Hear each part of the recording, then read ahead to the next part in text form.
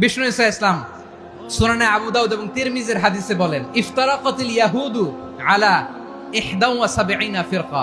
ইহুদিরা 71 দল হয়েছে। ইখতিলাফ করতে করতে কয় দল? সবাই বলে নাই কয় দল?